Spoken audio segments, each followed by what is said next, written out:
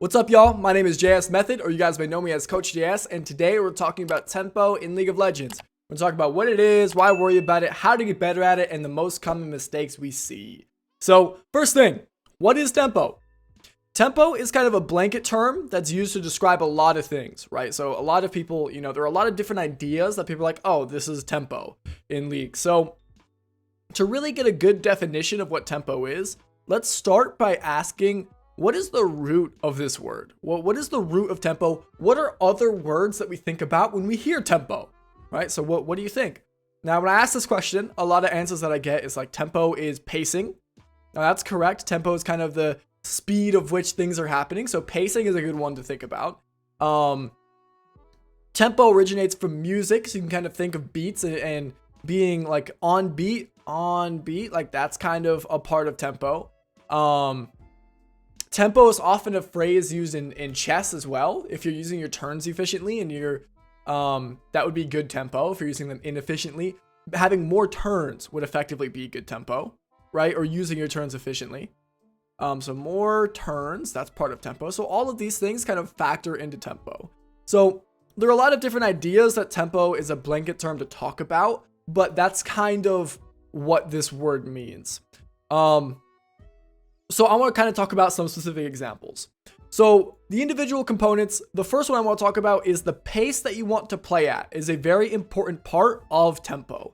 So a lot of different champions want to play at different paces. What the pace you want to play at means, it effectively means the amount of interaction you want to take, right? If you want to take very small interaction, that would be slow paced, right? So small interaction is the same thing as slow pace or slow tempo.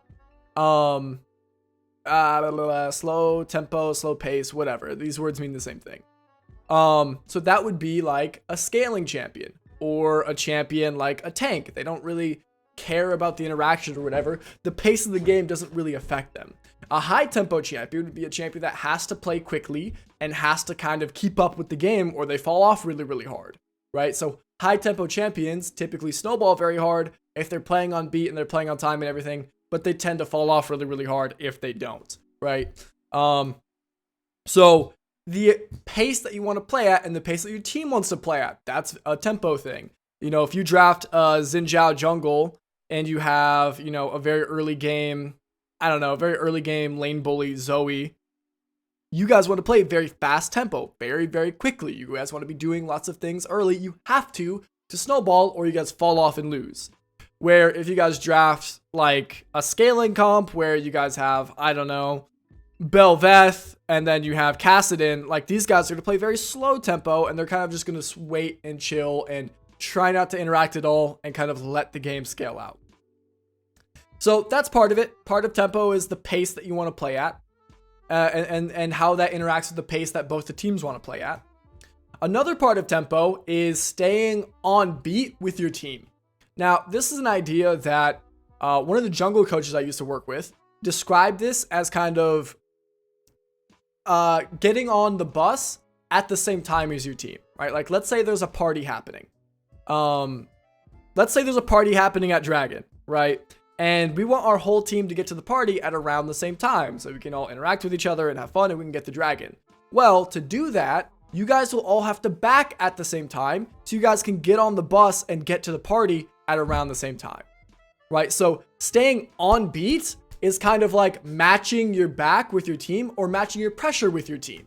Another way to think about this is if your team is applying lots of pressure, let's say your bot lane is pushed up and they're taking plates and your top lane's doing good and your jungle's taking an objective or your jungle's trying to invade, something like this, where would you want to be, right? Would you want to be in base trying to catch the bus to the party, or would you want to be at the party that's happening, right? You would want to be at the party, because if you're backed here, you're not at the party. By the time you get to the party, everybody else is going to want to go home, because after a little bit of partying, people get tired, right? So another way to visualize this is the pressure line, or another coach I used to work with called this the line of scrimmage. But generally, you want to match your pressure with where your team's at. If your team's all pushed up, you want to push up with them, right? Now, this makes it so if they try to stop one of these pressure points, you guys have 2 other pressure points or 3 other pressure points. So it doesn't even matter if they are trying to stop one thing, you guys are still winning everywhere else on the map, right? Where you'll notice if, let's say you're off tempo here. This would be an example of a bad tempo play. Your team's all in base. Your top, your ADC, your support, and your jungler are all in base, and we're playing mid. And we're pushed up here. Well, what does that do? It means that since we're partying with none of our friends, we're really susceptible to getting ganked and killed from everybody, and there's no opportunity cost. They get to gank us for free. So if you find yourself getting ganked a lot for free and your team not being able to do anything about it, it's probably a tempo mistake. You're probably so pushed up at times where you can't be. You want to be matching your pressure with your teammates, right? So that's definitely part of staying on beat with your team, leaving, partying at the same time as your team, getting on the bus at the same time as your team, right? Recalling at the same time, walking out of base, having interaction at the same time as your team. All of that would be tempo related. So that's definitely part of tempo. The same thing can be said for the enemies, staying on beat against the enemies. So again, I'm going to go back to the lane bully example. Let's say we have like an Ahri, and the Ahri is versus a Katarina. So what Ahri is going to want to do is match her pressure with Katarina's pressure. Because if Katarina goes back, then Ahri wants to go back.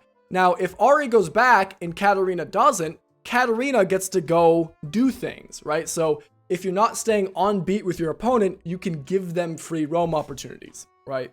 Or if Katarina goes back and Ahri doesn't, then she's on tempo. She took an extra turn pretty much. And if she's not matched for that or punished for that, she then gets free opportunity to do whatever she wants, right? So sometimes tempo is matching your backs and your pressures with the enemy. Tempo is also just utilizing the time you get, right? So if you're being really slow and sluggish and you're not being sharp and crisp with your movements, that can also be called bad tempo. So these are the examples of what tempo looks like and kind of what it is and what people call tempo. And here's kind of some general rules to stay on good tempo. If your opponents are resetting, right? If your lane opponent resets, you want to find a way to get a reset as soon as possible, right? Because if you're not, they're going to come back. They're going to be ahead items. They're going to be ahead effective gold, right? Because gold in your inventory isn't worth anything. It's not worth anything until you spend it. They're going to be up resources. They're going to refill their potions. They're going to get more vision. They're going to refill their health and their mana. So they're going to be up everything. They're going to be more efficient with their time. You also have to reset. So you're going to crash the next wave, reset, or freeze the wave and reset. You're going to do whatever you have to do to find the next livable reset so you can kind of come back to lane, make sure that they're not using their time more efficiently, and so you can kind of be on beat with them, right? So if your opponent backs, find a back. That's a good rule to stay on tempo. If your team is resetting, try to reset, right? That comes back to talking about the line of pressure. If your whole team is in base, so the line of pressure is back here, you also want to be finding a back. Now, what this also does is make sure that when you guys are coming back, that your waves are going to line up. And if your waves line up, you guys can take, because let's say, your mid and bottom waves line up. Now you guys have priority here. You guys can kind of push to get vision controlled in this quadrant. And then you guys get this objective. Or maybe you dive bot lane. Or maybe you dive mid. Or maybe you just invade. Whatever happens, if you match your tempo and match your waves with your lanes, you get to take actions and win, right? That's how you make plays happen. You match tempo. This is the biggest part. Tempo is kind of like the glue that holds the individual lanes together. That's what makes this a team game. Getting good at tempo will translate your individual skill into the team.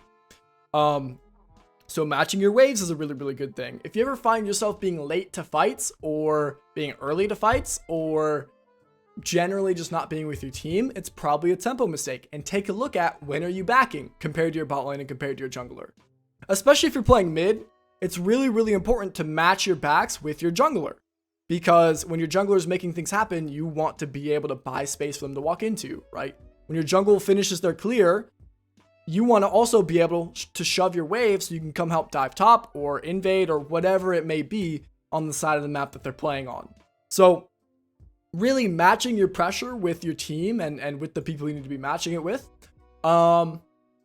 Or if an objective's coming up, we want to work to be there for it, right? By resetting with our team and then kind of walking with our team to contest it with our team, right? That's what tempo is all about. It's all about kind of the teamwork and the team play.